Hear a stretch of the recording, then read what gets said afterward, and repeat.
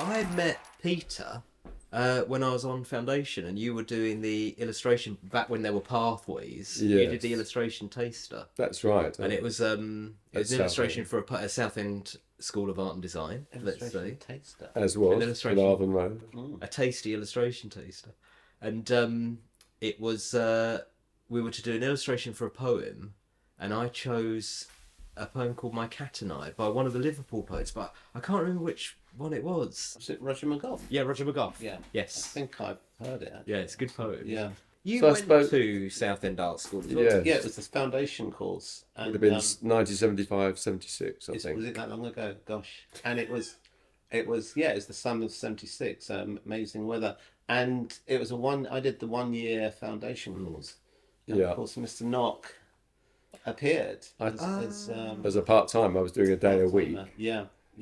teaching life drawing, and I did Teaching life drawing. and lithography actually. But I think with Pete, that his real strength was, there's life drawing, and there's the sort of Knock style of life drawing, which was much more kind of, which your whole way of teaching is just much more kind of ideas based, Right. really. Yeah. But it was a scenario of Peter, and we're all, maybe there were sort of 15 of us in the room, but Peter's saying, right, we're going to do these 50-minute sketches, and it's going to be about me being Oh, they're all an about me. intruder. aren't they? Of course. Well, of course it is. I would expect Yeah. nothing. No, I'm joking. But Peter's the intruder, the life model in the room. I mean, there was an old dressing table in there. That's right. And was she actually not wearing it? I can't remember. Unfortunately, I didn't really. My No, you wouldn't have noticed that. I didn't. I hoped she'd be clothed, and I was quite young and new to She teaching. was, though. And when she was nude, I found it. I was embarrassed to say, "Would you mind putting your clothes back on?" Honestly, I'm not joking. It was just, and I thought, oh well, it's, Yeah. and because I then, it sounds more and more bizarre, doesn't it? As an intruder, I think Yeah. I didn't have a Well, you did. stocking You over. did. Yeah. I mean, but that's what was amazing. In a Because way. I was so into the thriller Did you and really storytelling. have a contract or God, would you get away with that now? But then all the No staff way. used to come and see Yeah. come in Yeah. to see what I was doing Yeah. with the next life drawing Yeah. sort of session. Wow. But it made it. It was so it was well. a story because it was was, storytelling. yeah. So it was a need to draw. I've always felt personally I don't really draw for the sake of drawing. But if you want to convey an idea Yeah. or literally a narrative, Yeah. I think it's a good motivator for it. And and over the years, as I'm sure we all have, we've all done life drawing classes, but that is the class. I Yeah. can remember it almost like, scene by scene, and how it worked. With Peter outside of the room, sort of with his head round the door. I think you even had a I had a glove spanner. off. A spanner. I think I brought in a really heavy spanner, didn't I? As an intruder. Yeah. And she was, I think, brushing Yeah, her hair brushing her hair. at the looking in the mirror at Yeah. this little. Yeah, there had to be an old. Did you bring? You didn't bring it. Oh, I didn't. That was just there, wasn't it? Strangely. So it started off with Pete, out with the spanner. That was the first sketch, and then it kind of came through to Peter. Sort of. I think eventually you were standing behind her, weren't you? Kind of with Yes, the and I spanner. wanted that, and her seeing me in the mirror. Yeah. yeah. Behind her. Yeah. That kind of. All very. Dodgy. Yeah, but That dodgy, cheesy, But it was. cheesy Yeah. sort of B movie Yeah. type but thing, isn't everybody it? loved it. I remember everybody said, Oh, that's- wow. I can that was imagine. it. Yeah. I've And got the lots of good somewhere. drawings. I think I've You still got the kept- drawings. Really? They would be somewhere. I should. Try This and is find them. completely new to me. I've never heard. Yeah, it was about kind it. of. Well, I just really thought- envious that I didn't. Yeah. Well, the final scene, and it was up on the 5th floor. I think you had the window open, and and I was climbing up escape with out a of the silhouette window. out Yeah. to go. Wow. But Yeah. I was encouraging people to be a different viewpoint. Yeah. We looked at Yeah. sort of Tintin or different comic Yeah. Mm. strip stuff, but thought about cropping and getting closer in or a distance. So Yeah. very cinematic Yeah. kind of. God, it sounds so Scene, much really. better than the life drawing classes that I had, which was basically just, 40 minutes, draw the model, Yeah. that's it. That's right. That's right. Well, I thought the first one I did, I had the model sat down and Hmm. I had some sort of curtaining sort of draped round, and maybe I had a sort of wine bottle, and I thought, why am I doing this? Yeah. Why am I doing this? And I thought, let's make it about what I find interesting and motivates me, Yeah. and hopefully Yeah. that could work. Instead of just doing nice pictures, there should be a kind of an idea, a hook. And I think that kind of came from that, almost from that time. You know, some of those sort of foundation classes, they were fine, and it is a foundation, so it's sort of a learning process on how you Yes, yeah. use different materials. But that was almost like a starting point of thinking, right, you know, there needs to be, you know, why are you doing this picture? Is it a pretty picture, or are you trying to, you know, is there an idea there? What's behind it? And it just, I think it came from that sort of. And I suppose Yeah, at that's the end good. of the day, you'd have a sequence of drawings that would relate one to the other. Yeah, So straight away you're thinking about sequence and Yeah, sequence. groups of images rather than single images. exactly. Because I wasn't really fulfilled in my wanting to be an illustrator, because I did a graphic design stuff Yeah. for an animation company for painted maps and gouache and stuff as backgrounds that were filmed. Yeah. But they weren't really what I really was hoping to be doing. So I threw myself into the teaching and made it more kind of little eventful, more Yeah. like a kind of almost like a performance art thing. Yeah. Really, you know, Yeah. and could use because I had ideas, so I could put them out there. Really gimmicky, I think one could argue, you know, but It's gimmicky. you know, but then because after a while I think, I don't know if that's a good drawing or not. I like it. Is it about the person? Is it about the form or whatever? Yeah. But with that, it gave me more of a structured approach to Yeah. sort of to evaluate what they were doing. And cultural context as well, being about films and thrillers and Yes. So that's right from the start Yeah. been something I've always had about my work, really, Yeah. whether it's illustration, literally commissioned to be like in the days of thriller book covers or something, or a short story that had Yeah. quite a dark, which I quite often get those kind of commissions, Yeah. to then doing my own paintings, where I think hopefully they've still got maybe a kind of mystery or a sense of That's right. if you scratched away the surface, maybe there's something else there. I hope. You know, that's what you can't control how people respond to your work. No, But that's how what motivates me is sort of hints at stories, really, I suppose.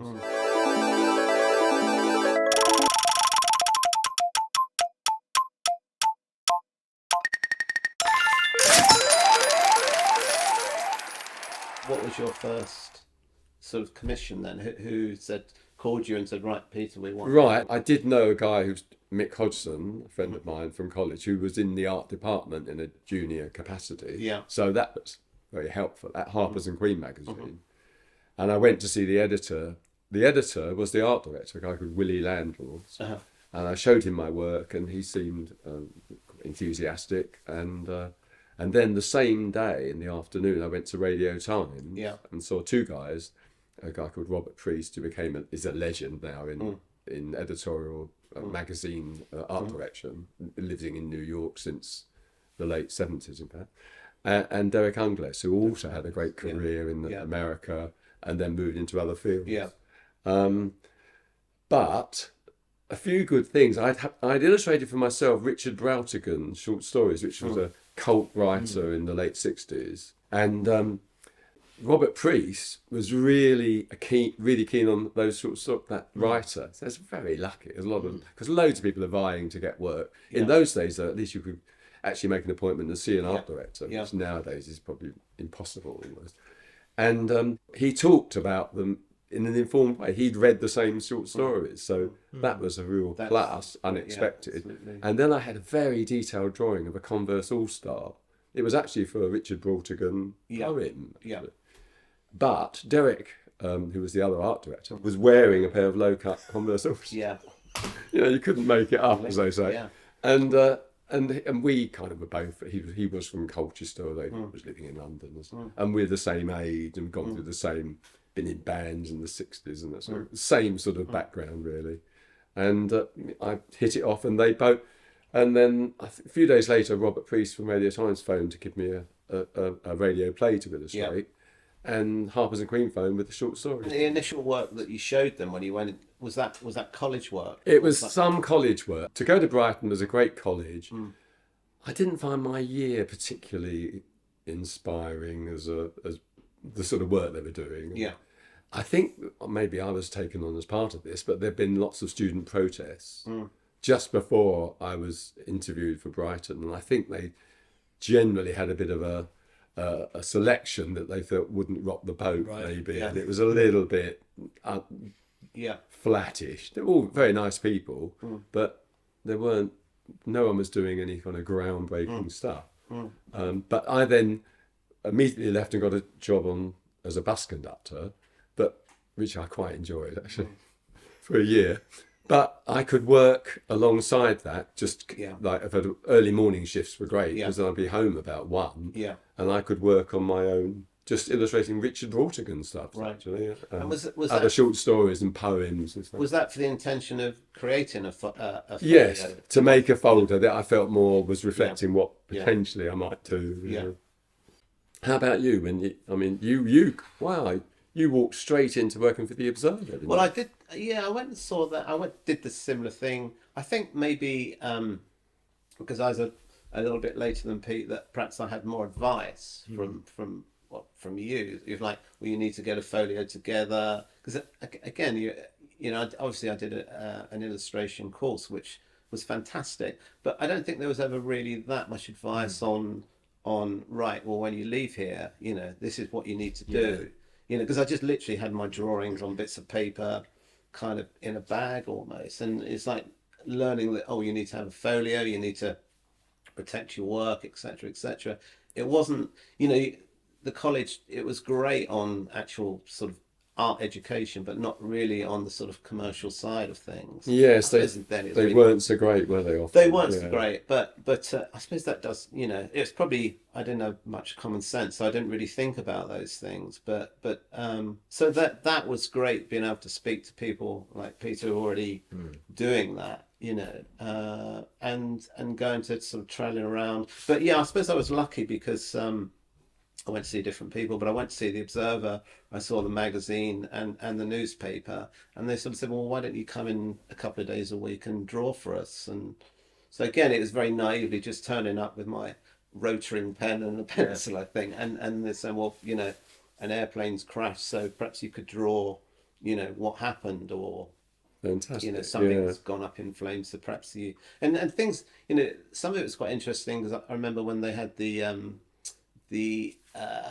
embassy siege at Kensington, they said, well, why don't you go down there and do a bit of sketching and sort of try and do a drawing of it, and see if you can work out where the terrorists, which room they're in, and how the SAS got in. And I didn't really understand any of it, but I just thought, well, you just thought, well, yeah, I'll go and see what I can find, really. So you'd go down there and do that. There was sort of police everywhere, and it's me with my sketchbook trying to sort of make a little scene. So it was great in that way, I think, of perhaps giving you kind of different skills, or learning a bit about perspective or stuff like that. Rarely, like you probably have, rarely been given a tight art direction from an art director. They just say, here's the text, do it. Yeah. And they even say often, like GQ and Esquire, any shape will accommodate Yeah. it. I was doing my own pictures, yes, really. yeah. Which I think for a lot of people that would be a big surprise about being a professional illustrator, because I think a lot of painters would assume that being an illustrator meant lots and lots of restrictions. Yes. But, I think for actually- many it is. Right. I think if you start out early on showing them, I want to interpret this in my own terms to an extent. Well, when I did a regular column illustration in Esquire, they didn't, initially I'd phone up, because they're in New York and everything, and just say, this is what I think I'm going to do. And I might fax them a rough of it. But then they say, no need to tell us, we'll just do it. Yeah. And they just, Trust. then I took Yes. it very responsibly, but it was so great to have, and this would be sometimes about really important issues, political issues, and they'd still just say, and I'm fairly apolitical, not particular, but I just, they gave me that freedom. Yeah. And then you can do your best work. In some ways, you've always had a kind of empathy with illustration, haven't you? Yes, I've That's always kind of preferred. So we've all had that. Yeah. Yeah. Literally an illustrator. Sort of, I'm a past illustrator, but in effect, a narrative painter. Not much difference between the two. No. But you've kept that alongside your discipline of fine art. Yes, and I mean, this is something that when I do talks, I always talk about Jack Kirby and Peter de Hook as being my two kind of first ideas of what communication through images could be. So, reading Fantastic Four comics and looking at like Dutch domestic interiors. Yeah, fantastic. That was what I felt at the God, age that's still there. and it's still there. Yeah. That was at the age of 6 when I first Oh, realised that people made images, and at the same time thought, well, that's what I want to do. Really? Excellent. And it was, reading Mighty World of Marvel, 1972 or 3, when it first came out, and being in the doctor's waiting room with my nan, and they had 2 little reproductions of paintings by de Hook that are in the Wallace collection. Right. And thinking, wow, there's another world there in Yeah. those pictures. Oh, that's amazing. The people, it's not the Hulk, but they're pretty good. Yeah. And those parallel interests have continued all the way through, really. That's excellent. That's amazing. Gosh. But at that age Yeah. yeah. It was, I just, because I remember reading comics and thinking, I love these stories, I love these characters, what's going to happen next?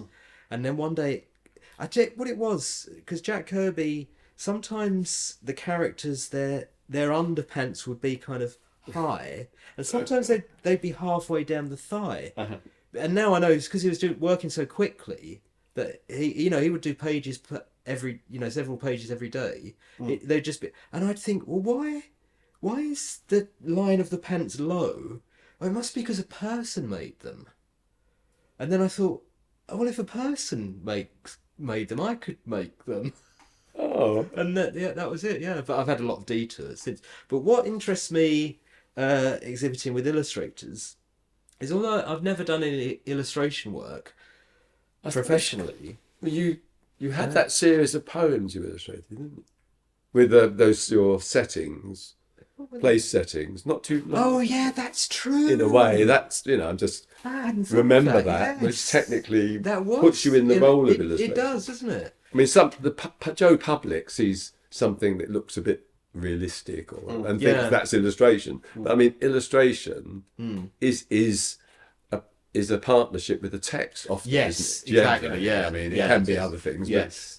But really, Yeah. And whereas I'm doing paintings for myself now, there's no text, but I've got a kind of text a narrative in my head, maybe, Which is but much so that closer makes to it. how I- But it can look very similar. Yeah. I mean, superficially, they look the same, Yeah. really. I suppose it's a theme. It's working to themes, isn't it? So Yeah. the thing you're working on at the moment with the pillars and the scarf, that's very much a kind of a theme for you. It's like a moment in time, It's the moment in time thing I love. Yeah. I think we all, Yeah. to a certain extent. Yeah. And yet, I sometimes think, oh, you could be a filmmaker and say a lot, couldn't you, in a film? Yeah. The movie, be a Sam Mendes or whatever.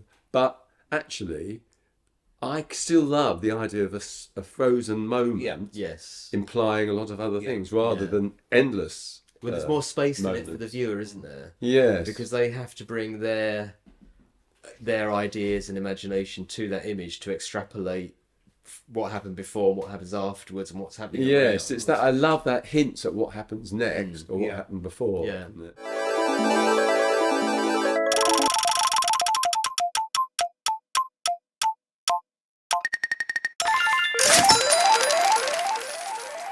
How early in your painting career, I mean, there's an early painting of yours there, I know, Yes. like quite Tom Phillips-y sort of feel, painted probably in the early 80s. Yeah, when I was on foundation, actually, which I found at my mum's house, which I'd totally forgotten about, and there it was. And I So it's still highly conceptual, very yes, controlled, isn't it? None of us are, well, I don't think really the least bit sort of painterly, are we? We're all quite, no, exactly. we're all yes. very precise in Yes. our Yes. imagery. Yeah. Yeah. This is why I feel a kinship with illustrators and illustration, is because I've never been a paint fetishist in that I'm obsessed with. I mean, Paint I for the like sake of brush paint. marks, but Yes, I'm not interested. yes.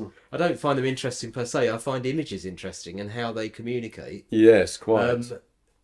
So that's been, and that's still the centre of what I do. Is, but now what I'm more interested in is, rather than designing an image to communicate something, which maybe I would have done in the past, I'm more interested in not knowing what, starting off without knowing what the image means and finding out myself as I go along. That's interesting, isn't it? Yeah. Which is is much more exciting because then I'm on a level footing with the viewer. Yeah. Because I don't know, I'm just going on instinct really, which takes a lot of self-trust, which is a bit of a stretch for me. But it's much more interesting to see an image at the end and think, oh yeah, a little while after you think, oh, that's what that meant. Yes, and invest more in it. Yeah. Yes. But there's a risk. And I think I take a long time on things, but during that time, it seems to become more important. And I think of more Yes, connection. exactly. Because you're dwelling on it. Yeah. Yeah. That piece we used on that publicity, one each, wouldn't we have? The one I have is a red, green, and blue book, Yes. which are just at the base of a pillar. I see columns and pillars as I love the urban connection, but I see them as a classic symbol of pillars of authority, the industry, the city. Yeah. But I'd just seen some books thrown onto the pavement. There'd been a pile of them outside a charity shop round the corner from me. And I knew of the scenario. I didn't know what to put in it though. I kept thinking what. And then I saw these and thought, oh, that could work. And one book was actually was like in my memory, because I didn't draw them at the time of thing. I did get some books and place them. But one was actually opened, actually down onto the pavement. And it seemed kind of almost like shocking in a strange way. But although I think I painted them quite sort of attractively, maybe. And then I did them, I thought, what colour? I got to make them anonymous because I thought it helped with no titles, no type or anything. I thought if I do them, and I just like those colours. Then Henry said to me, oh, great, that's RGB, which is about how we see things, the primary colours of light, I think. Yeah. They're the colours of a digital sensor. And then I thought, oh, that gave it such another sort of strand, really. Because I also like abstract painters who do like just, I don't know, Ellsworth Kelly. Yeah, Ellsworth Kelly. Would just do a red square Yeah. or greens and just call it blue. Who's or afraid that thing of about red, yellow, minimalist blue? titles, Yeah. number 4 or Yeah. whatever. So I kind of referenced it for me. No one would pick up on that. But for me, it was sort of like a little reference to that as well. When you say no one will pick up on it, though, it's surprising, isn't it, sometimes what people notice in your work that is either intended or not intended. Yeah, actually, people are fascinating, actually, how you say that. Which is one of the best things about exhibiting, isn't it? In that you get that different vantage point on your own work. Right. Other people seeing it. Yeah. And actually, it can give you so many great ideas for the next thing. I know. All that feedback you feed into future work. Yes. Which is, or your stance, or where you're, So my painting that's featured on the poster is it's a kind of little tiny vintage model of a racing cyclist, but held in a shallow frame in a trompe-l'oeil style. It's actually called Placed First, which is a play on words that, placed first in the race, but placed first in this little box. But what interested me was this idea that he's sort of striving forward, and it's an image of racing and effort and, strength and endurance, but he's not really going anywhere.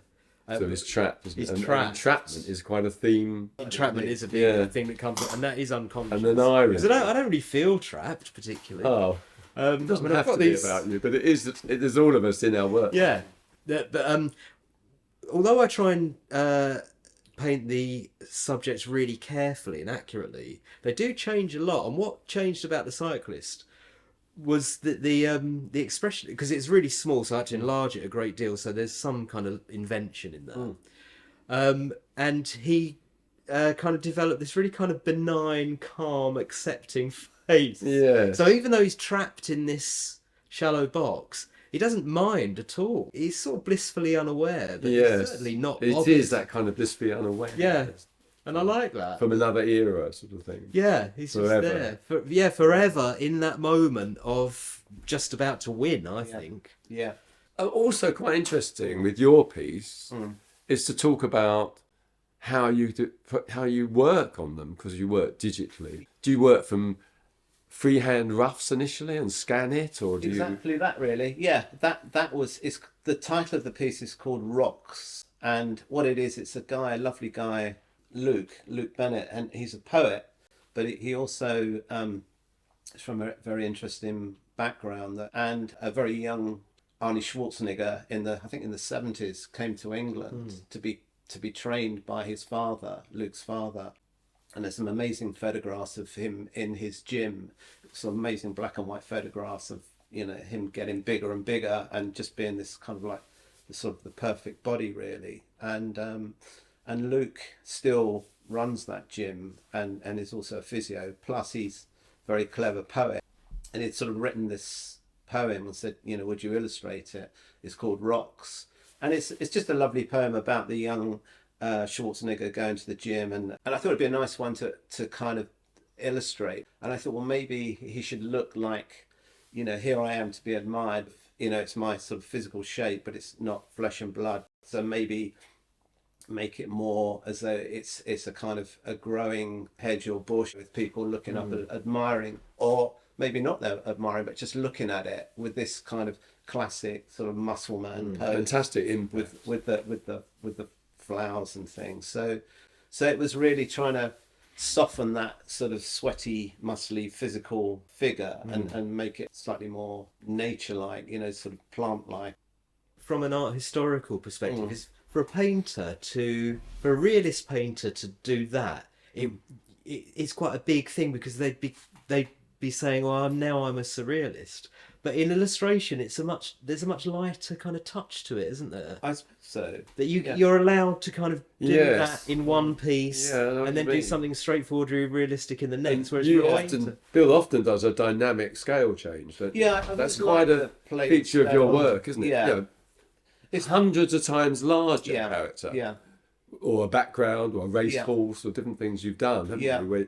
Which you somehow in the painting it it would be a doesn't big deal for some to artists, do wouldn't that. it? Yeah, you've got more licenses as an illustrator. maybe you haven't have. in Maybe some you way. have. And the scale thing, I think I just find sometimes when you draw, you know, if you're working on an idea, you draw something, and you think, well, it looks okay, but as soon as you put something next to it, which is sort of massive, sort of play in scale, suddenly it has more gravitas. yeah. I think, you know, if that with that figure, I first of all kind of looked at sort of pictures of him and did a kind of sketch and thought it just doesn't have, there's something missing. And then first of all, I think I worked on a sort of like a plain sky behind it, and then dropping in people just suddenly gave it scale that perhaps it didn't have before. So there's a bit more sort of drama.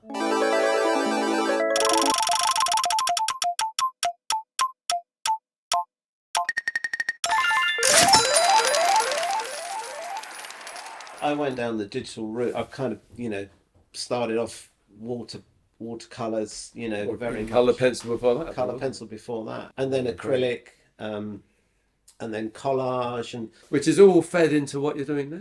it sort of is. And then thinking, oh, you know, I really need to, which was probably in about, I don't know, probably about 2000, 2001, I got a computer and then started dabbling and scanning bits in and sort of having bits of my drawing on screen and trying to add bits. It's just a learning, you know, nobody really showed me how to use one. So it was just slowly. Really? learning That's till amazing, Eventually, isn't you know, you think, right, today I'm going to do the whole lot on computer in Photoshop. And then that was kind of, but I think also you just realise that the way printing and that, you know, the illustration world was going, that you needed, you know, say with the FT, if they do it, if they commission an illustration for a front, they'd say we want it that shape, and then they'd also say, right, for our website we want it that shape, and then for mobile phones we want it that shape. So it's like, you know, can you imagine having, if you did a painting of like, oh, it's got to be all of these, you know, landscape, portrait, the whole thing. So you need that kind of something to give you an advantage, really, that, you know, if you're going to compete, you need something to think, well, yeah, I can do that, you know, it's not a problem. And it's also, you do it quick, presumably. Well, I mean, obviously with the detective things that I did just before Christmas, there were 6 illustrations, you know, 3 kind of that size, and 3 smaller ones. So from start to finish, I had about a week to do it. Wow. So it was, That's you know, that sounds really I know, That's I know, incredible, you know. yeah. And I think, My you know, goodness. back when I used to paint, there's no way. I mean, I would have got 1.5 done in that time. So, and even then, that would have been long hours, presumably. Yes. yeah, it would have Yeah. been. Yeah. So Wow. it's Yeah. Do you miss the tactility of pencils and paper and I stuff? don't really, because I still sketch. I have my little sort of propelling pencils. Like I sketch it all first. Oh, well, then obviously, yeah. I'm picture referencing as well. It's not like I just sit and went through that phase of trying to draw my it's like just draw my own faces. And then after a while, realizing I just don't think it was that good. Really, I think I'm someone who needs photographic reference that just as a starting point. So, and the great thing with photo, you can pull in pictures and take an arm from this figure and a head from that figure and a body and just kind of create these collages that you can then sort of paint for. I have a mouse pen, so you can kind of create the images, pull in bits of landscape or whatever, and even just bits of light, and just create something that you can then work from. When you see a commission piece in print, do you still get a buzz from it, or are you? I'm feeling no. Often it's always that thing with newsprint. You spend ages on these things, and you get the FT, and you think, oh, God. But I don't mind, because the quality of it, because it's on pink paper as well. Things like yellow on pink never really work. So I think the whole discipline of here's the story, you've got this long, and getting going and getting it done. I get the satisfaction of that. I think of just thinking, you've done that, and you didn't make a fool of yourself or whatever. Is quite good. The trompe l'oeil aspect. That's an important aspect of your work. Really. It is, yes. But those shadows, you look at them, and they're so convincing.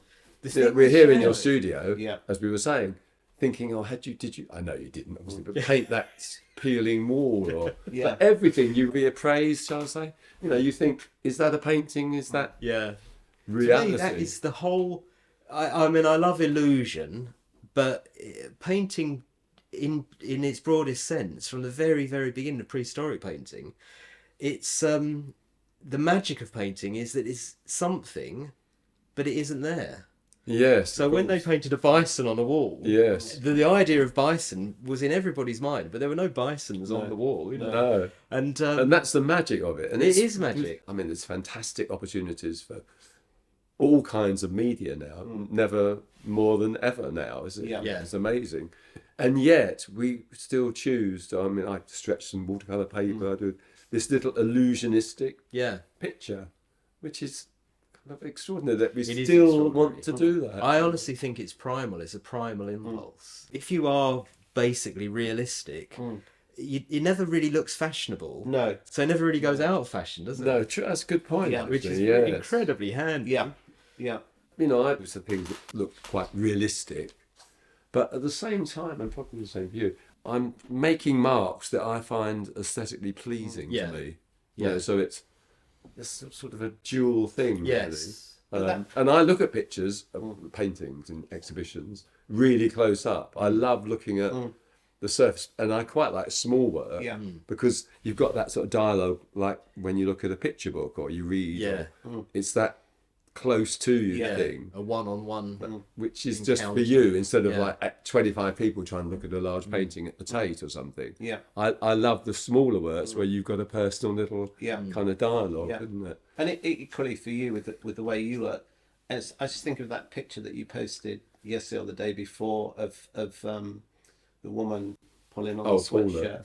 Paula. Was that Paula? With the only thing that would sort of tell somebody perhaps that wasn't painted last week is the fact that it was Reagan and was it Truman, the other one? Reagan and Teddy Kennedy. It was topical at the time. But you can post stuff that people can say, "Oh, great painting, Pete," and probably doesn't occur to a lot of people that was done. You often say, "I did this 40 years ago." But it's kind of timeless. I'm not trying to sort of sing our own praises, but because we all work with quite a strong hint of sort of realism, I think it's like with those pictures there, the fact they're almost photographic, that it gives them a real sense of menace. There's a real sense of drama to them. Incredible that your source for it is so small. I know, that's amazing. Well, I had to make it's a skull, so I had to build the nose and the ear and the neck and stuff just to make it head-like. you might argue that they're realistic, not necessarily photographic. But say photographic Yeah. because they look very realistic. Yes. But they're realist, aren't they? They are realists, and I Because think, you've got that, of course, you've always got that light source, which is Yeah. a classical. yeah, Yeah. yeah. Well, it's because I've only got a window on one side. But that's, and you always do that. But there's that thing about the light from the right, isn't there? Yeah. Well, it's because I'm left-handed, so it has to come Oh, I from the right. see. Yeah. Whereas most paintings, if you go walk around the National Gallery and with paintings that are made in rooms, which is mainly still lifes and portraits, the light nearly always comes from the left because most people are right-handed. Yeah. So if it comes from the right, Yeah. it's probably a left-handed artist Yeah. because you can't work in your own Yeah. shadow, can you? Well, 66.6% of our show are left-handed. Right. It's a very sinister show in that respect. Yeah. Yeah. Yes. Do you know, I didn't realise that. Oh. So it's Dexter, Sinister.